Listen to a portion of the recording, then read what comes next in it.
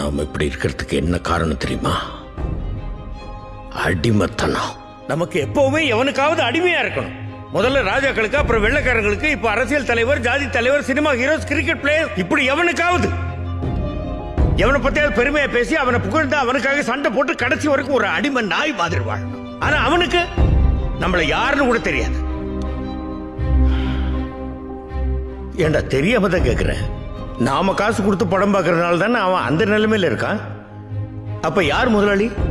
நாம தானே. நாம வேகாத வெயில நின்றுட்டு இருப்போம். அவன் ஏசி கார்ல நாயை பக்கத்துல உட்கார வச்சு கட்டி பிடிச்சிக்கிட்டு உன்னை நாயை விட கேவலமா மதித்து பார்க்காத மாதிரி போய்கிட்டே இருப்பான். நீ அவன் காருக்கு பின்னாடி வாழ்க வாழ்க வாழ்கன்னு கையை தட்டிக்கிட்டே ஓடுவேன்.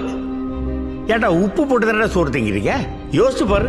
நீ ரசிகனா இருக்கிற எந்த ஒரு நடிகனுடைய பிள்ளையாவது இன்னொரு நடிகனுக்கு ரசிகனா இருந்து அவனுக்கு கட் அவுட் வச்சு பாலாபிஷேகம் பண்ணி அவனுடைய வாழ்க்கை நாசம் பண்ணிட்டு இருக்கானா?